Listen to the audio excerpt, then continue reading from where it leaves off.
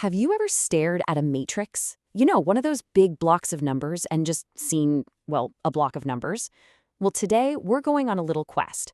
We're going to find the keys that unlock what's really going on inside them. And we'll be using the work of the legendary mathematician Gilbert Strang as our guide to see the hidden structure behind all the numbers.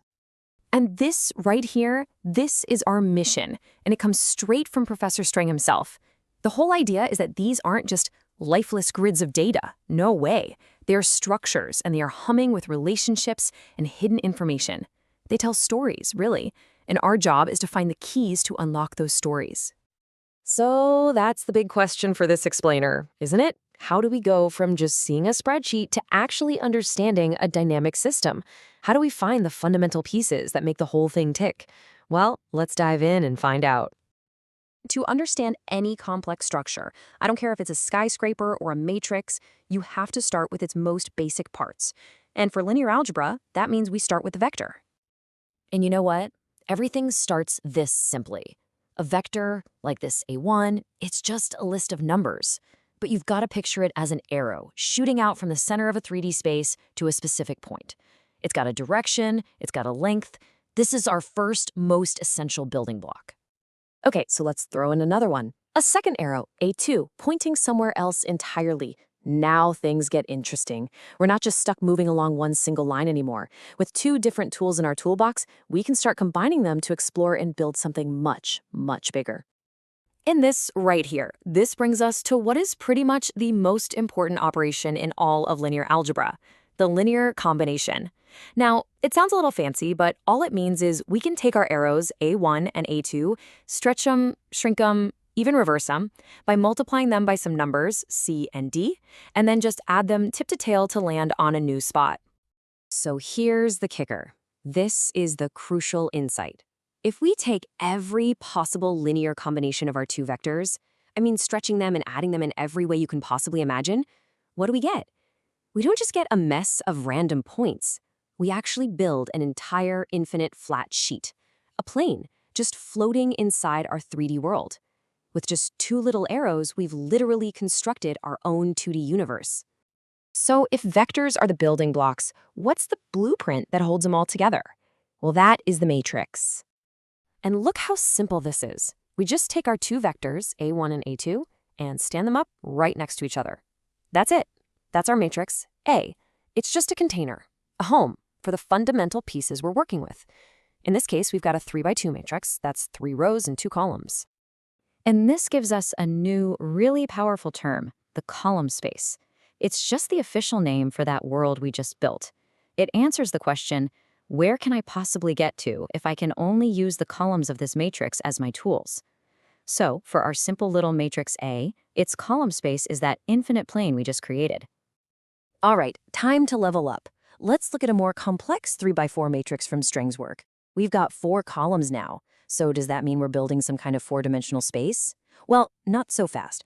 The real question is, are these new columns actually bringing anything new to the table? Okay, here's how you break it down. We start with our first 2 columns, and we already know they make a plane. But now, look really closely at column 3. Hey, wait a minute. It's just column 1 plus column 2.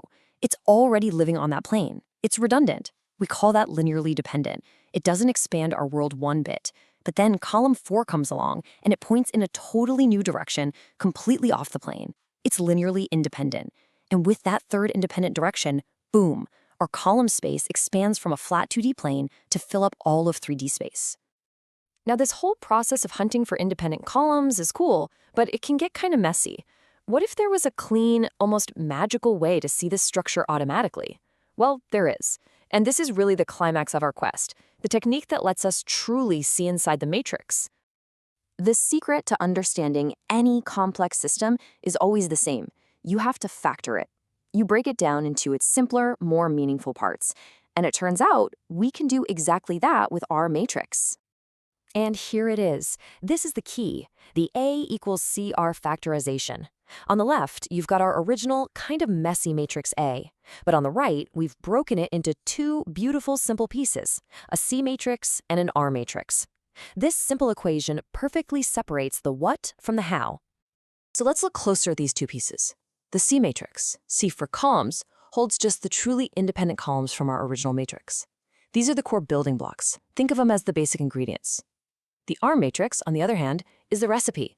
It gives us the exact instructions for how to mix the ingredients in C to recreate every single column of the original matrix A. I mean, just look at the third column of R, 1, 1, 0. It's literally telling you, hey, to get the third column of A, just take 1 times the first column of C and add 1 times the second column of C. It's perfect, right? Now, this A to CR factorization is an amazing tool for understanding column spaces, but it's just one key on a whole master key ring that mathematicians use to unlock a matrice's secrets. Here are 5 of the heavy hitters. Each one breaks a matrix down to reveal a different kind of truth about it. We just met CR, which finds the basic ingredients. LU is all about revealing the steps of elimination, which is how you solve systems of equations. QR finds a perfectly perpendicular or orthogonal set of building blocks, which is super important for stable calculations. The next one is a special key just for symmetric matrices that unlocks their eigenvalues, their true nature. And that last one, the SVD, that's often called the king of factorizations. It works on any matrix and reveals its most fundamental actions. Together, this is the master toolkit for taking on pretty much any problem. Okay, so this is all some really cool mathematical machinery, but what's the point, right? Why should we care about breaking matrices into little pieces? Well, because the entire modern world is, and I'm not exaggerating, built on this. Being able to see inside a matrix is the core engine of so much of our technology. It's how deep learning models find patterns in massive piles of data.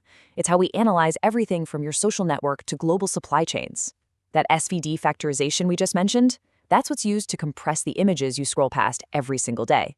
From optimizing shipping routes to processing the sound in this very explainer, linear algebra is the silent engine running everything in the background. So I'll leave you with this little puzzle. It's straight from Professor Strang's work. What he's really asking is, are 4 vectors in 3D space always linearly dependent?